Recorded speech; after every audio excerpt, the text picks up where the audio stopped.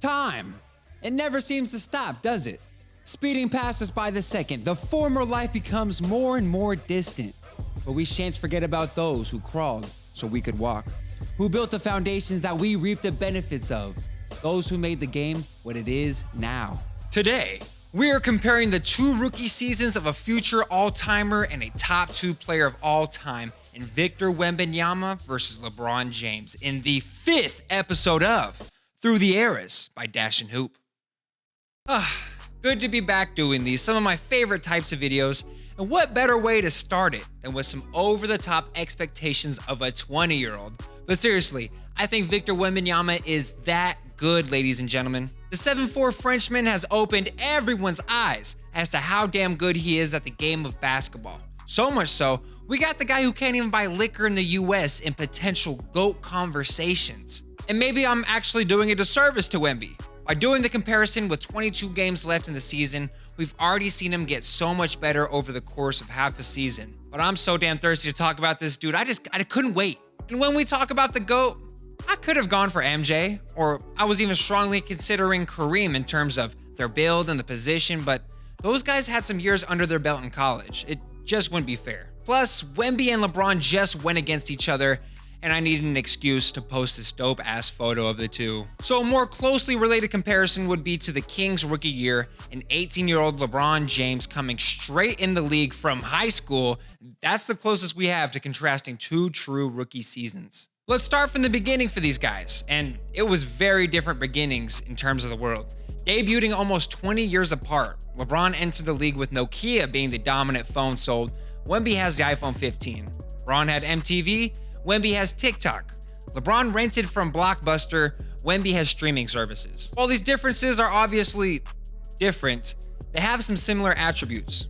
Both were great with the media early in their careers. What the fuck is this? Both were and are known to take care of their bodies. Both like to read, well maybe Wemby a little bit more. And both had to go through some of the same obstacles. One of the bigger ones being their teammates just not liking them for some reason. We have better players than him in his position already on our team, bro.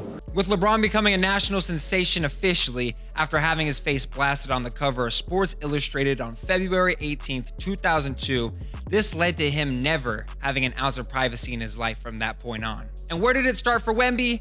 It's hard to say. He was regarded as the top prospect by high-end European scouts by the age of 14. He was a consensus #1 pick for his draft class by 16, but I think where Wemby really became known worldwide was after his professional team, Mets 92, played against the G League Ignite program against Scoot Henderson, and man, did he put on a show.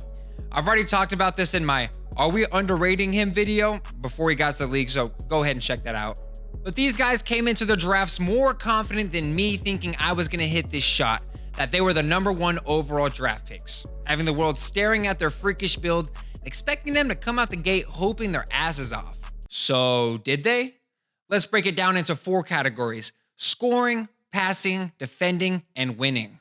And yes, I will try my best to compensate for some slightly inflated stats that Wemby benefits from in this offensive focused league. Let us start first with scoring. Taking a look at LeBron's rookie year, this man was an absolute bullet train going towards the rim, using his absurd speed, athleticism, and grown man strength to get easy buckets.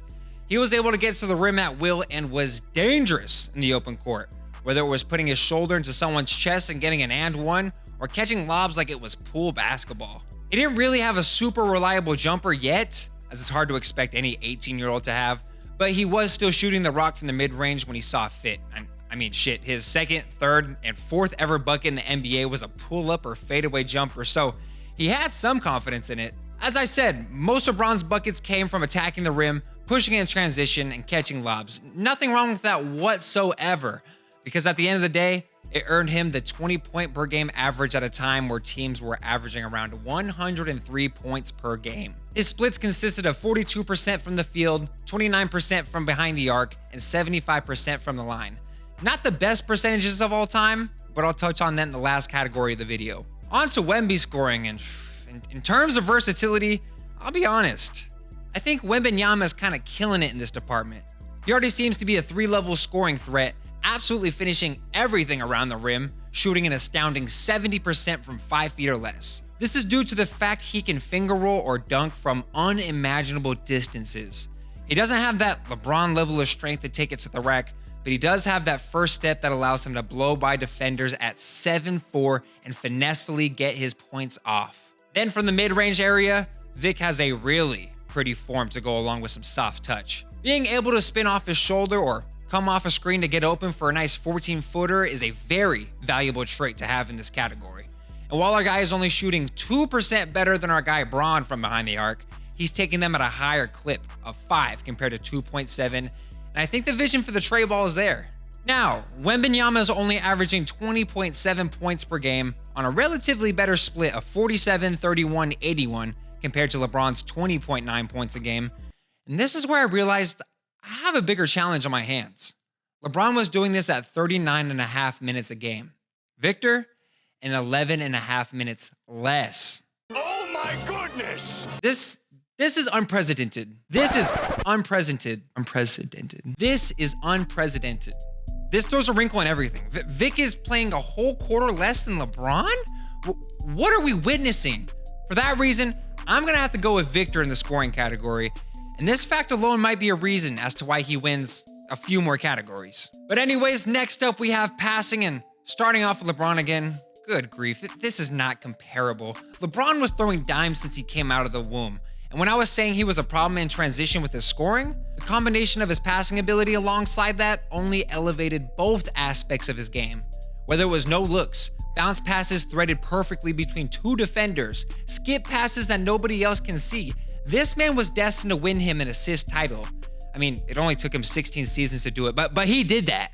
Now, I know I said it's not even comparable for this section of the video, and I stand by that, but Victor has shown flashes, especially as of late, that he can be a great passer. With his ability to handle the ball and be tall as shit, it allows him to see passes not a lot of others can. He also had this spinning bounce pass dime that was chef's kiss. But come on, we all know LeBron is a better passer than Wemby, and I don't see a trajectory where he's dropping 10 assists in a game to get an assist title. But if he does, just know we here at Dash and Hoop will already be calling him the greatest of all time. Next up, we have the side of the ball most NBA fans don't really care about, and that's defense. LeBron is touted as one of, if not the smartest player to ever step on a basketball court. The guy is able to call out plays of other players before they even run them. So his ability to get in the passing lanes, break plays up, and just make it hellish for other teams was there in his rookie year. Averaging over a steal and a half a game, over half a block on less than 2 fouls a game is a phenomenal performance on the other side of the court. But the only thing about that is we're comparing this to a guy who has an 8-foot wingspan, who has the defensive instincts of a Rudy Gobert. I mean, holy shit, this guy is a shoo-in for a Defensive Player of the Year award as soon as the Spurs start winning some games. Currently averaging a leading 3.3 blocks a game, sprinkling in over a steal, and doing it while only fouling twice in a game it's unfathomable. This goes back to the 29 minutes a game thing. I mean, what can we even predict for his future stats? Does 27-year-old Wemby average 5 blocks a game? Can he beat the record for highest average in a season with 6? My mind can't comprehend this, honestly. Just slow down, Dash. We're only doing his rookie year. I think with my excitement, I've made it evident Victor wins this category as well. And honestly, this is his best attribute in basketball, I think. With the ability to not get cooked by guards either, points to how absurd his athleticism and coordination is, because even if he doesn't stay in front, we see here he allows guards to get past him and straight punish them with his length with a chase down block. He is in serious contention for best defender of all time, and I mean that with my chest. Lastly, and most importantly, is the winning category. And let me just say it so there's no confusion. LeBron dominates this category. Purely looking at team standings, we see that LeBron being the main addition to the roster boosted them up a whole 18 wins from their previous season, finishing only 2 games behind the 8th-seeded Celtics to make it to the playoffs. His impact on the game was undeniable, and the load of the entire team was placed on this 18-year-old's shoulders, which is why I don't harp too hard on the poor shooting percentages in the scoring category, because hell, who else do you want shooting the rock on that squad? 22-year-old Carlos Boozer?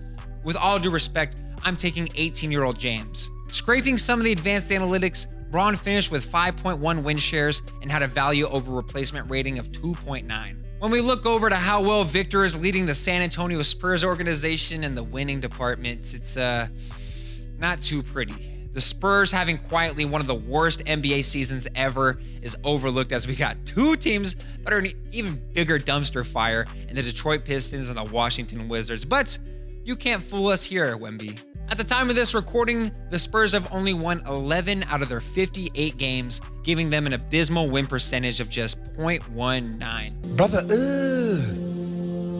what's that? Now, Wemby does have a better box plus minus than LeBron with 3.8 compared to LeBron's 1.7. And yes, that goes hand in hand with the minutes played situation, but is still behind LeBron in win shares and value over replacement with 2.1 and 2.2 respectively. So what's the verdict? We finished 2-2 in the categories, and yeah, I could have thrown in rebounding maybe. That's just not fair positionally. Maybe handling the rock, that's too specific. I think something more fitting is to say that these guys are relatively even. If you want to say the winning makes the case for LeBron a shoo-in for a better rookie season, be my guest. But I would like to say these rookie numbers are very comparable, and that's a huge compliment to Victor, as he's had a comparable season to a guy who's pretty universally agreed upon to be the first or second best player of all time. Well, what do you think, Dashing Hoopers? Is Victor Wembanyama on his way to being in the same realm as a LeBron James? Are these stats by Victor just amplified in an offense-heavy league? Do you think Victor will be better than LeBron? You let me know your hot takes in the comments below, ladies and gentlemen. And as always, y'all have a phenomenal rest of your day.